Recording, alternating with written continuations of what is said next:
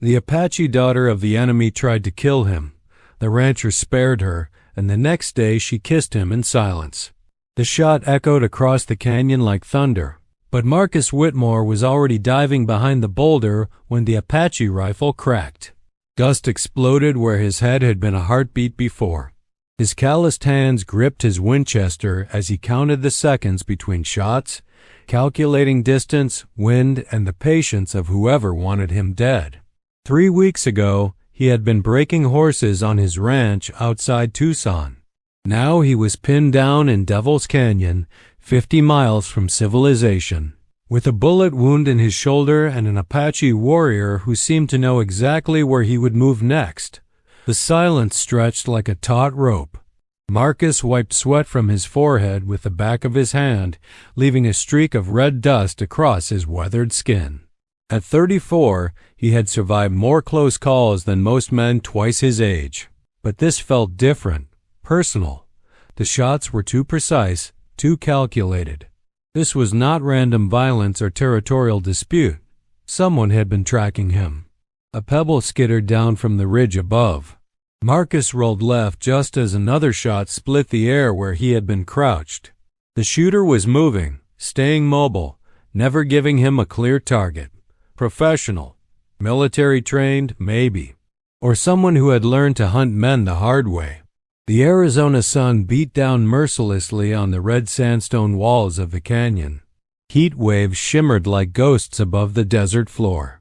Marcus had been riding hard for 2 days with minimal water, and his lips were already cracked and bleeding. His horse lay dead a quarter-mile back, 3 clean shots through the heart. Whoever was up there had wanted him alive and on foot. Another shot, this time from the opposite ridge. Marcus cursed under his breath. 2 shooters, or one very fast Apache who knew these canyons better than his own reflection. Either way, he was outgunned and outmaneuvered. The memory of why he was here burned hotter than the desert sun. Sarah Delacroix, the French journalist who had been documenting the Apache conflicts for Eastern newspapers. She had disappeared 3 days ago while interviewing tribal leaders near the San Carlos reservation. The territorial governor had put up a $500 reward for her safe return. Marcus had taken the job not for the money, but because Sarah reminded him of someone he had lost long ago. Now he was beginning to understand that Sarah's disappearance might not have been random either. A figure appeared on the ridge above, silhouetted against the blazing sky. For a split second, Marcus could see the distinctive outline of an Apache warrior, but something was wrong. The silhouette was too slight, too graceful. The warrior dropped back behind cover before he could get a clear look, but the image burned in his mind. The afternoon wore on with deadly patience. Marcus counted his remaining bullets. 12 rounds for his Winchester, 6 for his Colt. Not enough for a prolonged fight, especially against an opponent who seemed to anticipate his every move. He needed to change the game. As the sun began its descent toward the western rim of the canyon, shadows grew longer and darker. Marcus made his decision. He pulled off his hat and set it on a stick, then raised it slowly above the boulder. The response was immediate. A shot knocked the hat spinning, and in that instant, Marcus saw the muzzle flash from a different position than he had expected. The shooter was closer now, maybe 50 yards up the slope to his right, moving during the day, using the sun's glare as cover. But Marcus had been hunting in these deserts since he was old enough to hold a rifle. He knew that muzzle flash had come from behind a cluster of barrel cactus near a natural shelter in the rock face. He waited until the shadows deepened, then began his approach. Moving from cover to cover, using techniques learned from Apache scouts during his time with the territorial militia. The irony was not lost on him that he was now using Apache methods to hunt an Apache. 15 minutes of careful movement brought him within 30 yards of where he had seen the muzzle flash. The desert was silent except for the distant cry of a red-tailed hawk circling high above the canyon. Marcus crouched behind a weathered juniper and studied the terrain ahead. The shelter in the rock face was perfect for a sniper's position. Natural cover, multiple escape routes, and a clear view of the entire canyon floor. But it was also a trap if someone managed to get close enough. Marcus checked his rifle one more time and began the final approach. He was 10 yards away when he heard the voice. "Far enough, mister." The voice was clear, controlled, and definitely female. Marcus froze, his rifle halfway to his shoulder. A figure emerged from the shadows of the rock shelter, and Marcus felt his breath catch in his throat. She was Apache, probably in her mid-20s, with the kind of natural grace that came from a lifetime of moving silently through harsh country. Her dark hair was braided with leather and silver ornaments that caught the last rays of sunlight. She wore traditional Apache clothing mixed with practical modifications for desert travel. But what held Marcus's attention was her eyes. They were intelligent, fierce, and filled with something he had not expected to see. "Grief, you Marcus Whitmore?" she asked, keeping her rifle trained on his chest. "Depends on who's asking," Marcus replied, not moving his hands from his Winchester. "My name is Ayanna. I am the daughter of Chief Running Bear of the Chiricahua." Her voice carried the slight accent of someone who spoke English as a second language, but her words were precise and carefully chosen. "You killed my brother 3 months ago at Skeleton Creek." Marcus felt the pieces of the puzzle clicking into place. Skeleton Creek, the raid on the supply wagon, the young Apache warrior who had charged his position instead of retreating with the others. Marcus had fired in self-defense, but the memory had haunted him ever since. The warrior could not have been more than 18. "Your brother was part of a raiding party that attacked a civilian wagon train," Marcus said carefully. "3 families were killed, including 2 children. My brother was trying to feed his people," Ayanna replied. Her voice steady, but Marcus could hear the pain underneath. "Your government promised food that never came. Promised land that was taken away. My brother died trying to keep our children from starving." The late afternoon sun painted the canyon walls in shades of gold and crimson. In the distance, a coyote called to its pack. Marcus kept his rifle ready but did not raise it to his shoulder. Something about this conversation felt more important than the standoff itself. "Why didn't you just shoot me when you had the chance?" he asked. "You had me pinned down for hours." For the first time since she had appeared, Ayanna's expression wavered slightly. She looked away from him, toward the western rim of the canyon where the sun was beginning to set. "Because killing you will not bring my brother back," she said quietly. "And because you are not the same as the others." "What others?" "The men who came to our village last week. The men who took Sarah Delacroix while she was under our protection."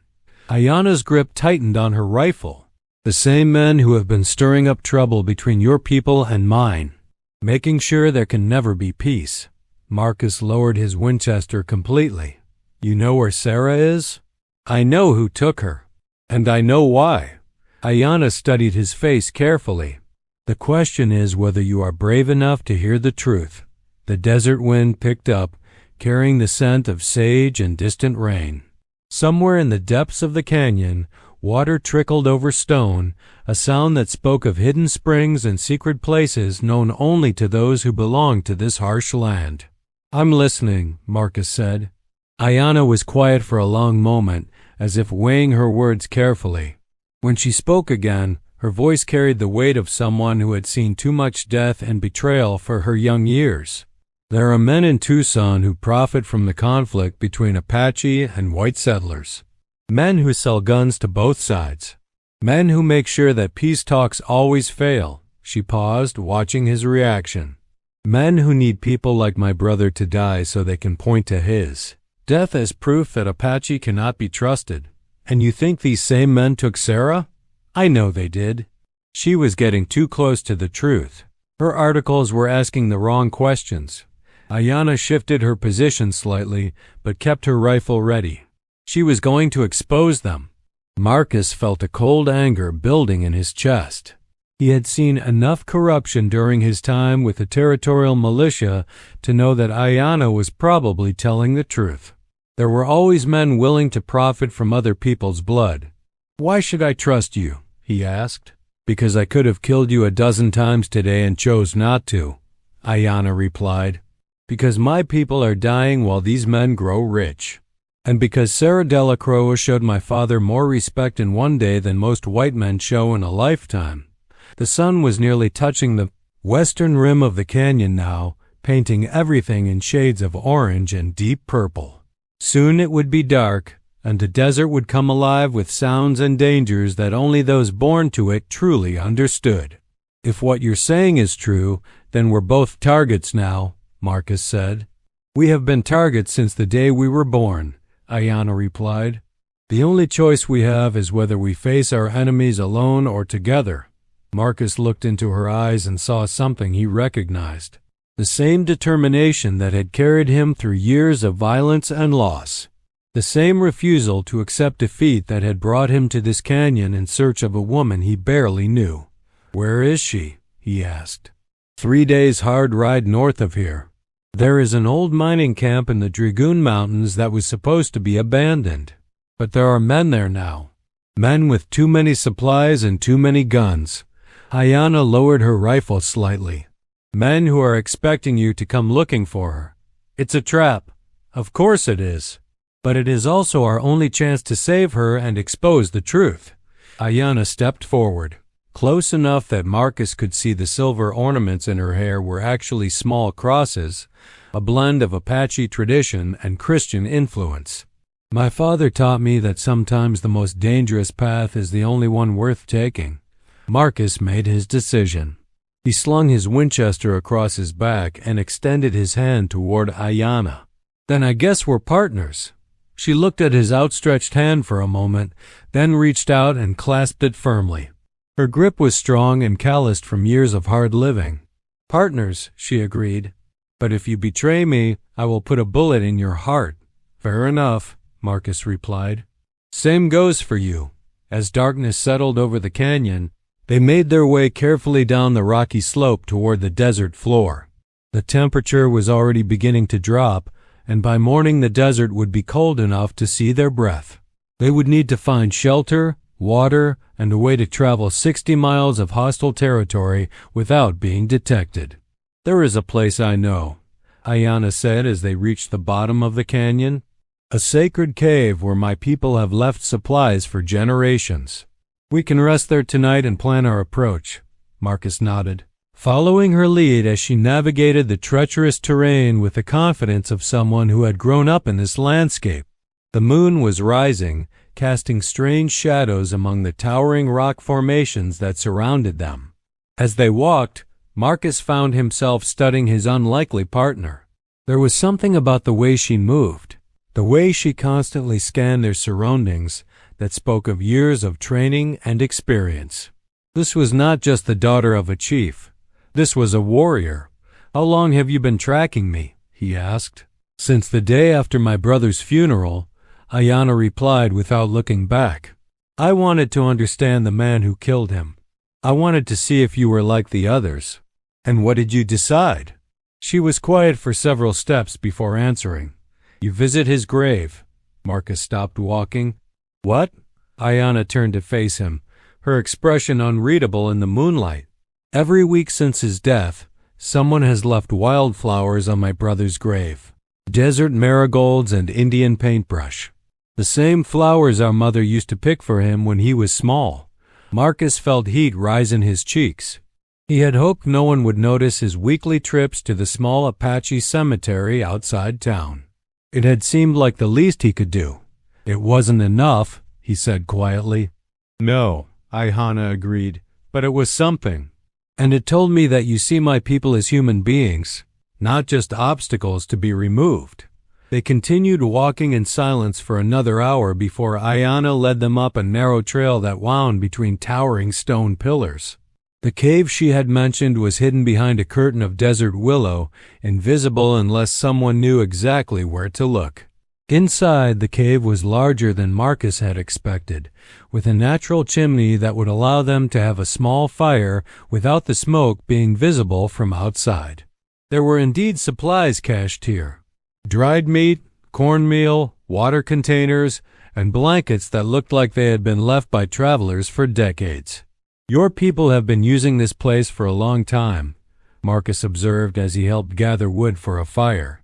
My grandfather's grandfather carved his name on that wall, Ayanna said, pointing to a section of the cave where petroglyphs and more recent carvings were visible in the flickering light. This has always been a place of refuge. As the fire caught and began to warm the cave, Marcus found himself relaxing for the first time in days. The adrenaline of the day's standoff was wearing off, leaving him aware of every cut, bruise, and ache in his body. Ayanna moved with practiced efficiency, preparing a simple meal from the cached supplies. She had removed her rifle harness and rolled up her sleeves, and Marcus could see intricate tattoos on her forearms that seemed to tell a story in symbols and geometric patterns. Those markings, he said, do they mean something? Ayanna glanced at her arms, then back at the food she was preparing. They tell the story of my family, my achievements, the spirits that guide me. She paused. And the people I have lost, including your brother? She nodded, touching a recent addition to the tattoos on her left arm. His spirit travels with me now. He will help me find justice for his death. Marcus studied her face in the firelight. There was strength there, but also a sadness that seemed deeper than grief for one brother. This was someone who had seen her entire world changing, who had watched her people struggle against forces they could barely comprehend. Tell me about Sarah, he said. What was she really investigating? Ayanna handed him a portion of the prepared food and settled herself across the fire from him. She came to our village 3 weeks ago with letters of introduction from the territorial governor. She said she wanted to tell the true story of what was happening between our peoples. And your father agreed to talk to her? My father is a wise man. He knew that most of the stories told about us in the white newspapers were lies. He hoped that an honest journalist might help people understand that we are not the savages they think we are. Marcus chewed the dried meat thoughtfully. It was seasoned with herbs he did not recognize but tasted better than most of the meals he had eaten in town restaurants. What did she learn that got her in trouble? She discovered that many of the recent raids blamed on Apache were actually carried out by white men dressed as Indians. She found evidence that weapons were being sold to both sides by the same merchants. And she learned that there are men in the territorial government who are being paid to make sure the conflict continues. The implications of what Ayanna was saying hit Marcus like a physical blow. If it was true, then everything he thought he knew about the Apache conflicts was a lie. Every battle he had fought, every life lost on both sides, had been manipulated by men who saw profit in perpetual war. Do you have proof? He asked. Ayanna reached into a leather pouch at her side and pulled out a folded piece of paper. Sarah gave this to my father before she was taken. She said if anything happened to her, we should make sure the right people saw it. Marcus unfolded the paper and held it close to the firelight. It was covered with Sarah's neat handwriting, listing names, dates, and transactions. At the bottom was a signature he recognized. Colonel James Morrison, the territorial administrator in charge of Indian affairs. Jesus, Marcus whispered. Your Colonel Morrison has been selling repeating rifles to Apache raiders, then using the raids as justification for military action against peaceful tribes, Ayanna said. The same rifles are being used to arm civilian militias who are paid to attack Apache settlements. Both sides think they are fighting their enemies, but they are really fighting for the profit of the same men. Marcus folded the paper carefully and handed it back to her. Sarah was going to publish this? She was going to send it to newspapers in New York and Washington, places where people might actually care about the truth. Ayanna tucked the paper back into her pouch. That is why they took her, and why they want me dead too. If I was asking questions about her disappearance, I might stumble onto the same information. Exactly. But now that we know the truth, we can use it against them. Marcus stared into the fire, watching the flames dance against the ancient stone walls of the cave. Outside, the desert night was alive with the calls of coyotes and the rustle of small creatures moving through the darkness. This place felt removed from the world of corruption and violence they were discussing, as if it existed in a different time when things were simpler. "How do we know Sarah is still alive?" he asked. "Because they need her alive to trade for the evidence she gathered. They think she is the only one who has it." Ayana smiled grimly. "They do not know she gave copies to my father. So we have leverage. We have more than that. We have the truth. And we have something they do not expect, which is an Apache and a white rancher working together. They have spent so much time making sure our people stay enemies that they cannot imagine us becoming allies." Marcus looked across the fire at Ayana and realized she was right. Everything about their partnership went against the assumptions that men like Colonel Morrison had built their schemes around. An Apache woman and a white man united by a desire for justice was the last thing they would be prepared for. "There's something I need to tell you," Marcus said. "About your brother." Ayana's expression became carefully neutral. "What about him?" "Before he died, he said something. I didn't understand it at the time, but now I think it might be important." "What did he say?" Marcus took a deep breath. He said, "Tell my sister the white wolf speaks with forked tongue." "Does that mean anything to you?" Ayana was very still for a moment. When she spoke, her voice was barely above a whisper. "White wolf was my brother's name for Colonel Morrison. The colonel has white hair and blue eyes, and my brother said he moved like a predator stalking prey." She looked directly at Marcus. "If my brother told you that message, it means he knew he was dying and wanted to warn me that Morrison could not be trusted. Your brother was trying to protect you even as he died." "Yes. And now we will honor his sacrifice by exposing the truth." They finished their meal in companionable silence, each lost in their own thoughts. The fire burned down to glowing coals, and the cave grew cooler. Ayana spread blankets on the sandy floor, creating 2 sleeping areas on opposite sides of the fire. "We should rest now," she said. "Tomorrow we begin the hard part." Marcus settled onto his blanket and used his saddle as a pillow. The events of the day seemed almost surreal now. This morning he had been a man alone, pursuing what he thought was a simple rescue mission. Now he was part of a conspiracy that reached into the highest levels of the territorial government, allied with a woman who had tried to kill him just hours before. "Ayana," he said into the darkness. "Yes? Why did you really spare my life today?" "The truth this time." There was a long silence before she answered. "Because when I was watching you these past weeks, I saw something that gave me hope. You are not like the other white men I have known. You see Apache as people, not animals. You grieve for your enemies when honor demands it. And you fight for justice, not just victory. And you think that's enough? To overcome everything that divides our peoples? I think it is a beginning.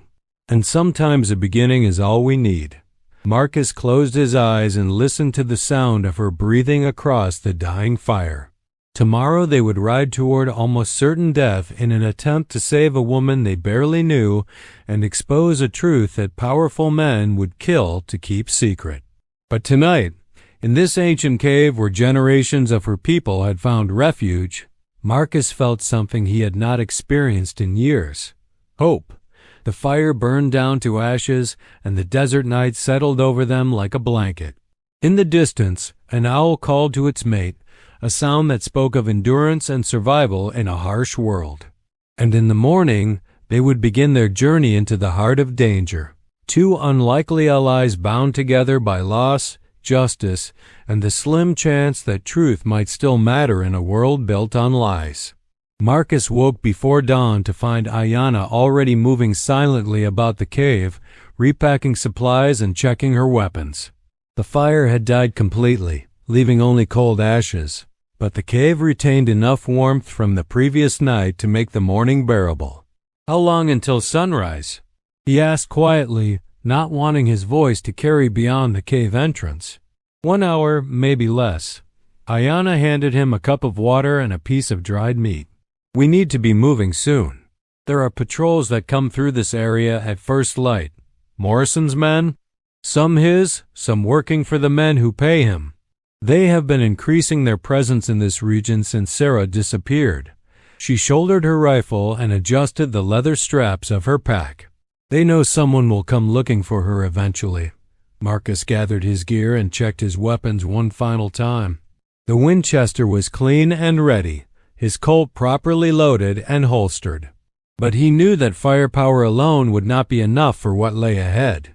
They would need to rely on stealth, cunning, and the kind of local knowledge that only someone like Ayanna possessed. "Tell me about the terrain we'll be crossing," he said as they prepared to leave the cave. "Rough country. Deep arroyos, flash flood channels, and rock formations that can hide a man or kill him depending on how well he knows them." Ayanna moved to the cave entrance and listened carefully before stepping outside. "But it is also country where two people on foot can move without being detected if they know what they are doing." "On foot? What about horses?" "Too visible during daylight, and the sound carries too far in the desert. We will travel like my ancestors did, using the land itself as our ally." They emerged from the cave into the pre-dawn darkness. The air was crisp and sharp, carrying the scent of sage and the distant promise of the sunrise that would soon transform the eastern sky. Stars still blazed overhead, but Marcus could see the faintest hint of gray on the horizon. Ayanna led him down a different path than the one they had used to reach the cave. This route wound between massive boulder formations and through narrow passages that seemed invisible until they were directly in front of them. Within minutes, Marcus was completely disoriented, dependent entirely on his guide's knowledge of this treacherous landscape. "Your people know this country well," he observed as they navigated a particularly difficult section where they had to lower themselves down a series of natural rock steps. "This is our home," Ayanna replied simply. "Every stone, every plant, every water source has been known to my family for generations. The white men who hunt us see only empty desert. We see a living place that provides everything we need if we understand its language." They traveled in silence after that, moving steadily northward through terrain that grew increasingly rugged as they left the relatively flat canyon floor and entered the foothills of the Dragoon Mountains. The sun rose behind them, painting the western peaks in shades of gold and salmon pink that made the harsh landscape seem almost beautiful. By mid-morning they had covered nearly 10 miles, moving at a pace that would have been impossible for most men but seemed natural to Ayanna.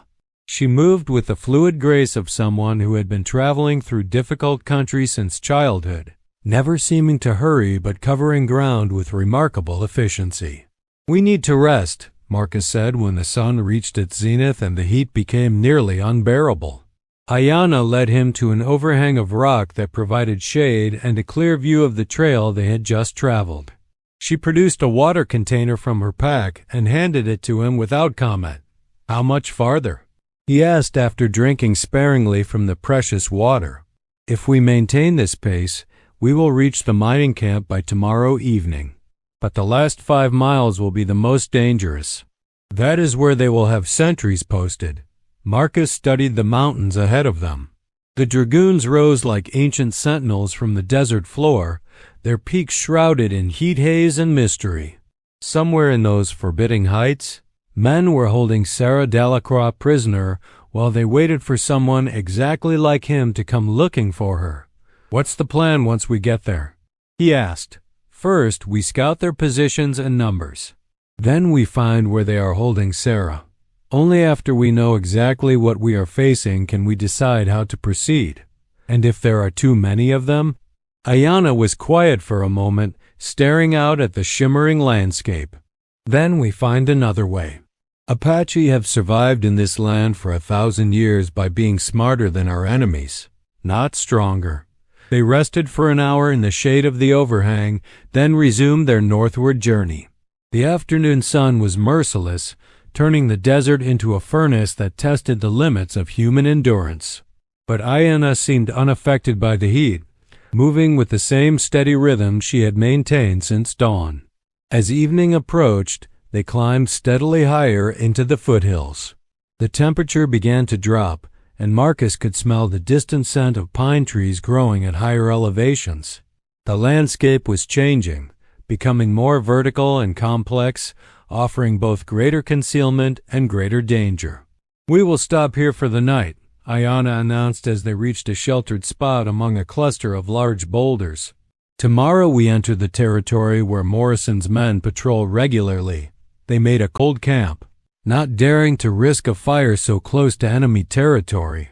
As darkness fell, the desert came alive with night sounds. Coyotes called from distant ridges, and somewhere nearby an owl hooted softly in the darkness. "Are you afraid?" Ayanna asked suddenly. Marcus considered the question carefully. "Yes," he admitted, "but not of dying. I'm afraid of failing. Of Sarah dying because I wasn't good enough or smart enough to save her. Fear can be wisdom if it makes us careful, but it becomes weakness if it makes us hesitate when action is required." "What about you? Are you afraid?" "I am afraid that my brother died for nothing, that the men who profit from his death will continue to prosper while more of my people die." She turned to look at him in the starlight. "But I am also afraid of something else." "What?"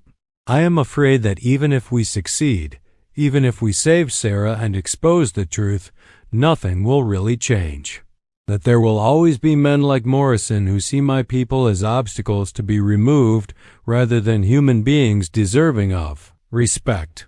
Marcus had no easy answer for that fear because he suspected she might be right. But he also knew that the alternative was to do nothing, to let injustice triumph simply because fighting it was difficult and dangerous. "Maybe change happens one person at a time," he said finally. "One choice at a time. One act of courage at a time. Perhaps. Or perhaps we are simply tilting at windmills. As the Spanish say, maybe. But I'd rather die trying to do something right than live, knowing I let something wrong continue when I could have stopped it." Ayanna was quiet for a long time after that. When she finally spoke, her voice was soft but determined. "Tomorrow we find out what we are truly made of, Marcus Whitmore." "Tomorrow," he agreed. Dawn came slowly to the Dragoon Mountains, creeping across the rocky peaks like spilled honey. Marcus woke to find Ayanna already alert, studying the terrain ahead through a small brass telescope that had belonged to her grandfather.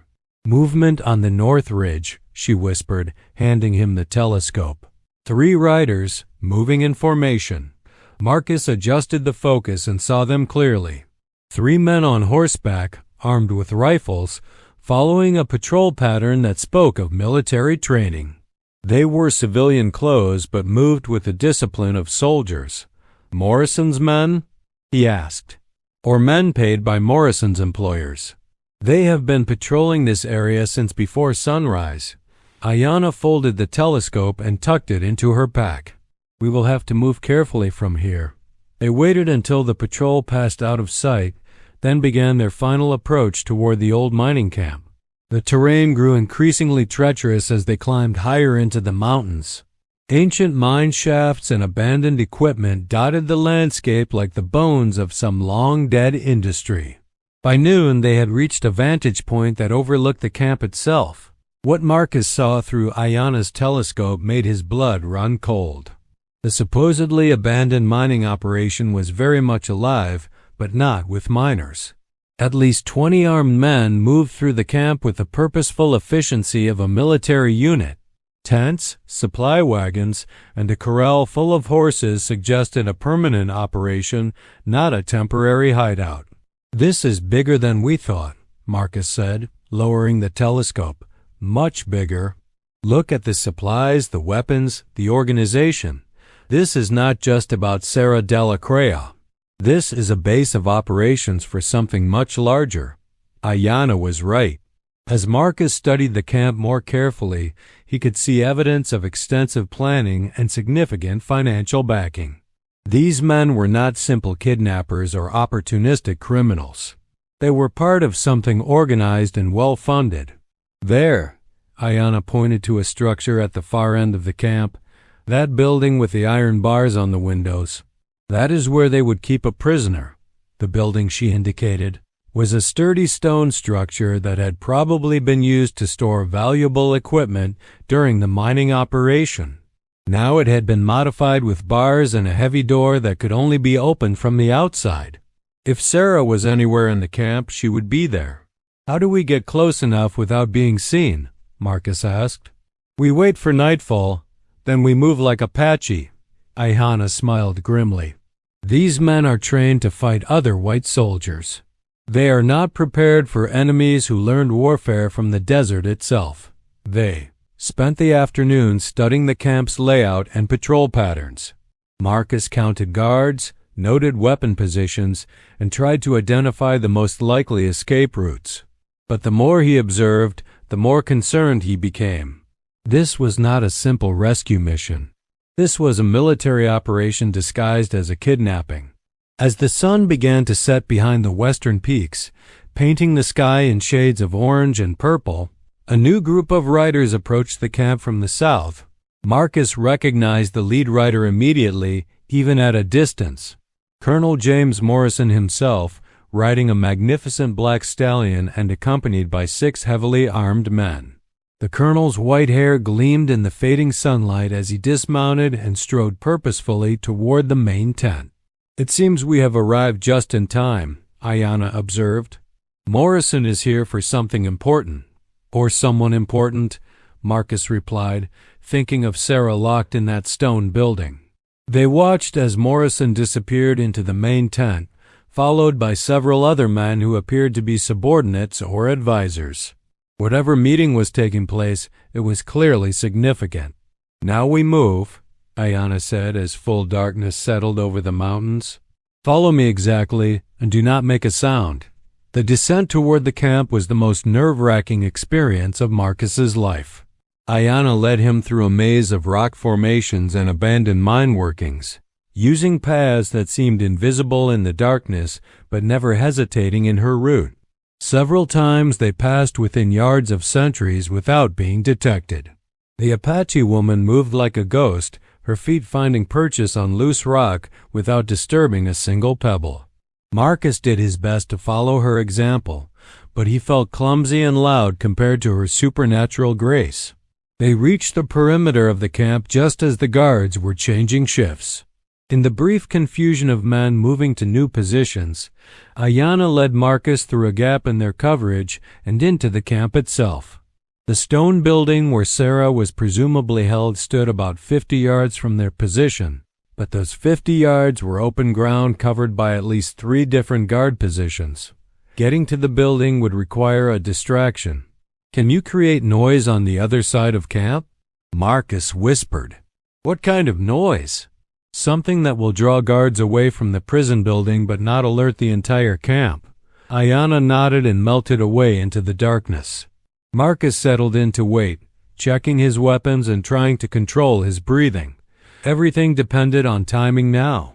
10 minutes later, he heard the sound of horses becoming agitated in the corral on the far side of camp. Voices called out as guards moved to investigate the disturbance. In the confusion, 2 of the 3 guards near the prison building left their posts to help with whatever was happening. Marcus moved quickly across the open ground, staying low and using the shadows of supply wagons for cover. He reached the stone building without being detected and immediately began examining the door and windows. The door was secured with a heavy iron bar that could only be moved from the outside. The windows were too small and too high to be useful for escape, but there was a ventilation grate near the foundation that might be large enough for communication. "Sarah," he whispered near the grate. "Sarah Delacroix, can you hear me?" For a moment there was only silence. Then a voice answered from inside the building, weak but unmistakably female. "Who is that? Are you here to help me? My name is Marcus Whitmore. I'm here to get you out. Are you hurt?" "Bruised and tired, but not seriously injured. They have been keeping me here for 3 days, waiting for someone. Waiting for me, probably. Listen carefully. I'm going to get you out of here, but I need you to be ready to move quickly when I open this door." "I'm ready." "But Marcus, there's something you need to know. I overheard them talking. This whole thing is much bigger than just kidnapping me. They're planning something for tomorrow night. What kind of something? An attack on the Apache reservation. They're going to massacre an entire village and make it look like retaliation for Apache raids. Colonel Morrison is planning to use the deaths to justify a final military campaign to remove all Apache from Arizona territory. Marcus felt sick. The scope of the conspiracy was even worse than he had imagined. Morrison was not just profiting from conflict between Apache and settlers. He was planning genocide. How many people know about this? He asked. Just Morrison and his inner circle. But Marcus, they have enough men and weapons to carry it out. And they have orders from someone high up in the territorial government. Before Marcus could respond, he heard footsteps approaching. The guards were returning to their posts. He pressed himself against the wall of the building and waited for them to pass. When the immediate danger had passed, he whispered to Sarah again, "I'm going to create a distraction and then open this door. When you hear the bar being lifted, be ready to run." "I'll be ready." Marcus moved around to the front of the building where the main door was located. The single remaining guard was standing about 20 feet away, facing outward toward the camp. Marcus picked up a small stone and threw it toward the far side of the building. The guard turned toward the sound and began walking in that direction. Marcus moved quickly to the door and began lifting the heavy iron bar. The metal scraped against the brackets, making more noise than he would have liked, but the guard was far enough away not to hear it immediately. The door swung open and Sarah Delacree emerged. She was a woman in her late 20s with auburn hair and intelligent green eyes. Despite her ordeal, she moved with determination and showed no signs of panic. "This way," Marcus whispered, leading her toward the edge of camp where Ayanna was waiting. They had almost reached the perimeter when a shout rang out behind them. The guard had returned to his post and discovered the open door. Within seconds, the entire camp was in chaos as men grabbed weapons and began searching for the escaped prisoner. "Run," Marcus told Sarah, pushing her toward the rocks where Ayanna was hidden. Gunfire erupted behind them as guards began shooting at shadows and movement in the darkness. Marcus felt a bullet whistle past his ear as he dove for cover behind a pile of mining equipment. Ayanna appeared beside him like a ghost, her rifle ready. "This way. I know a path they cannot follow." The three of them began climbing through the rock formations above the camp, moving as quickly as the treacherous terrain would allow. Behind them, voices shouted orders and more gunfire lit up the night. "They will follow us with dogs," Ayanna said as they reached a relatively safe position about a quarter-mile from the camp. "We need to move fast and stay ahead of them. How long do we have?" Sarah asked, breathing hard but keeping up with their pace. "Until dawn, maybe less. After that, they will have air support and organized search parties." They continued climbing through the mountains, following paths that only Ayanna could see in the darkness. Marcus marveled at the Apache woman's knowledge of this terrain. She led them through passages between rock walls, across narrow ledges, and around obstacles that would have been impassable without her guidance. By midnight they had put several miles between themselves and the mining camp, but Marcus knew their pursuers would not give up easily. Too much was at stake for Morrison to let them escape with what they knew. "We need to rest," Sarah said, stumbling slightly on the rocky trail. Ayanna led them to a sheltered spot among a cluster of boulders where they could rest without being easily spotted from below. As they caught their breath, Marcus filled Sarah in on what they had discovered about the conspiracy. "So Morrison has been playing both sides," Sarah said when he finished, "selling weapons to Apache raiders, then using the raids to justify military action against peaceful tribes. And tomorrow night he plans to escalate it to outright massacre," Marcus added. "We have to warn your father's people," he said to Ayanna. "Warning them will not be enough. Morrison has enough men and firepower to overwhelm any village, even if they are prepared." Ayanna was quiet for a moment, thinking. "But there might be another way." "What do you mean?" "Morrison's plan depends on the massacre looking like legitimate military action in response to Apache aggression. But if we can expose the conspiracy before the attack happens, if we can prove that Morrison is the one behind the raids, then his superiors will have to stop him. How do we do that? We're 3 people running for our lives in the middle of the desert. Sarah reached into her jacket and pulled out a small leather portfolio. We do it with this. These are copies of all the documents I gathered during my investigation. Financial records, correspondence, witness statements. Everything needed to prove Morrison's guilt. Morrison's men searched you when they captured you? Marcus asked. Of course, but they were looking for weapons and obvious hiding places.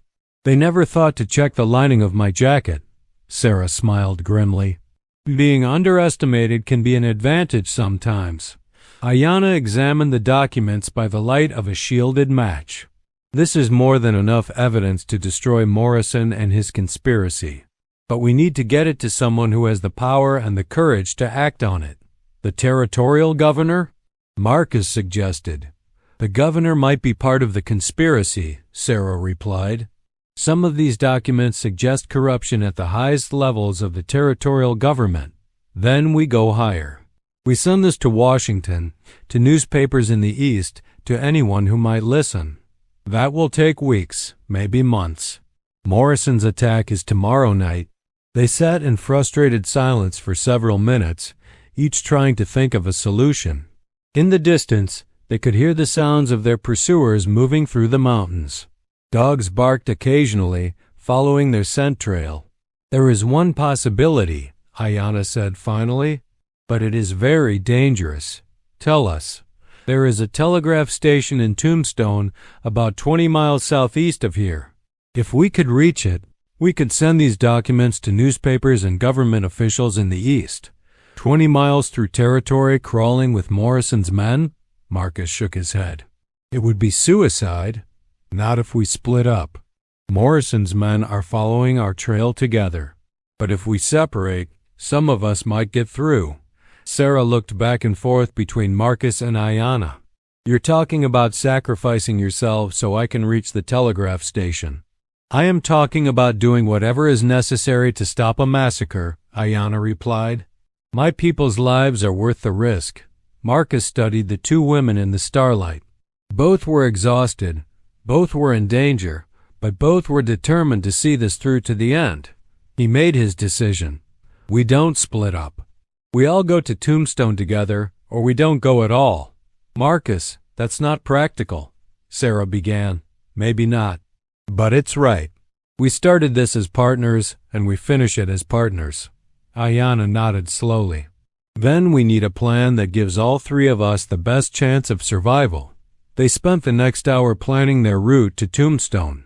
Ayanna's knowledge of the terrain would be crucial, but they would also need to avoid the main trails and known water sources where Morrison's men would expect them to go. We travel during the day, Ayanna decided. Morrison's men expect us to move at night, so they will focus their search efforts on nocturnal pursuit. During the day, we can use the sun's glare and heat distortion to mask our movement. Won't we be more visible? Sarah asked. To casual observation, yes. But train trackers rely on signs and trails, not just visual sightings. In daylight, with the right techniques, we can move without leaving the kind of sign they will be looking for.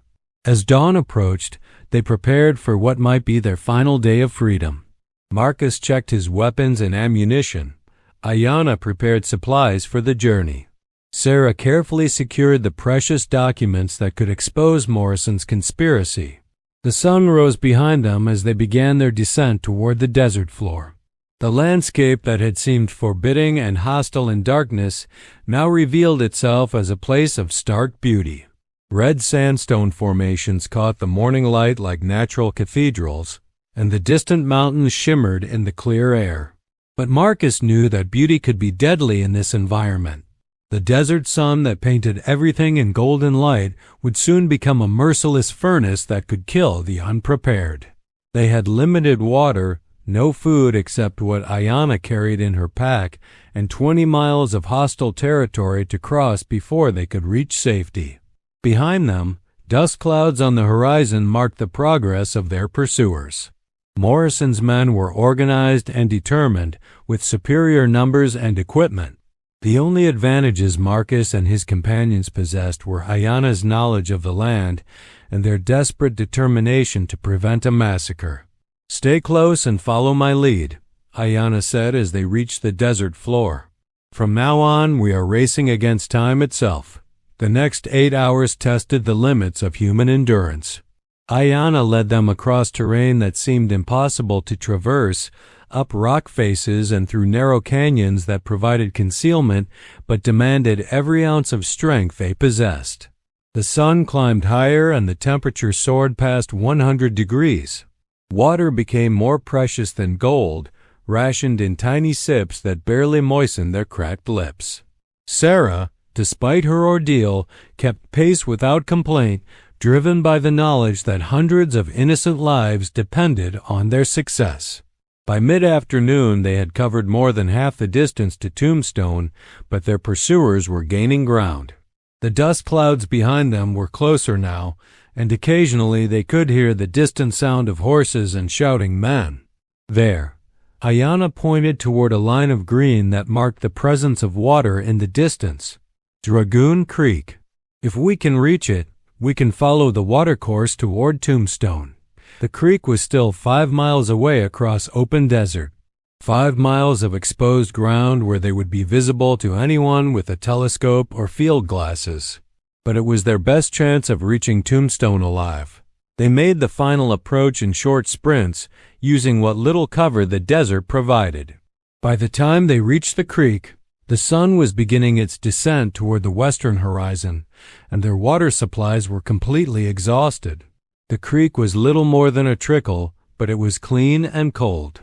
They drank deeply and refilled their containers, knowing this might be their last opportunity before reaching Tombstone.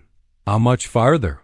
Sarah asked, splashing creek water on her face and neck. 6 miles, maybe 7. But the last part will be the most dangerous. We will have to cross the main road into Tombstone, and Morrison's men will be watching it." As if to emphasize her point, the sound of approaching horses echoed from somewhere behind them. Their pursuers had found the creek and were following it toward their position. "Time to go," Marcus said, shouldering his rifle. The final approach to Tombstone was a nightmare of tension and exhaustion. They moved parallel to the main road but stayed far enough away to avoid being seen by casual travelers. The setting sun provided some concealment, but it also meant they were running out of time before Morrison's attack on the Apache village. When the lights of Tombstone finally appeared in the distance, Marcus felt a surge of hope. They had made it. Against all odds, they had crossed 20 miles of hostile territory and were within reach of the telegraph station that could expose Morrison's conspiracy to the world. But their relief was short-lived. As they approached the outskirts of town, Ayana grabbed Marcus's arm and pointed toward the main street. "Look!" Morrison's men were already there. At least a dozen riders were positioned throughout the town, watching every approach and exit. The colonel himself sat on his black stallion in front of the telegraph office as if he had been expecting them all along. "He knew," Sarah whispered. "Somehow he knew we would come here." Marcus studied the scene through Ayana's telescope. Morrison was not just waiting for them. He was making a show of it, demonstrating his power and reach to anyone who might be watching. "There has to be another way," Marcus said. "There is," Ayana replied, but her voice was grim. "But you will not like it. Tell me." "I create a distraction that draws Morrison and his men away from the telegraph office. While they are chasing me, you and Sarah get inside and send your messages. That's suicide. Morrison has too many men. You'd never get away. Perhaps not. But my people will live, and sometimes that is enough." Sarah grabbed Ayana's hand. "There has to be another way. We've come too far together to sacrifice anyone now." But as they watched Morrison's men taking positions throughout the town, Marcus realized that Ayana might be right. The colonel had anticipated their every move and positioned himself to cut off their last hope of exposing his conspiracy. The sun was setting now, painting the sky in shades of red that reminded Marcus of blood. Somewhere in the darkness, Apache families were preparing for sleep, unaware that tomorrow night would bring death and destruction to their village. Time was running out, and Marcus knew that whatever they decided to do, they would have to do it soon. Morrison would not wait much longer before launching his attack, and once the massacre began, no amount of evidence would be enough to stop him. The final confrontation was at hand, and Marcus could only hope that justice and courage would prove stronger than corruption and greed in the battle that was about to begin. In the growing darkness, three unlikely allies prepared for what might be their final stand against the forces that sought to profit from hatred and violence. The fate of an entire people hung in the balance, and the next few hours would determine whether truth could triumph over the lies that had fueled so much bloodshed. The story was approaching its climax, and Marcus Whitmore knew that everything he believed about honor, justice, and the possibility of redemption was about to be tested in the crucible of a small frontier town where the telegraph wires carried the power to save lives or doom them forever.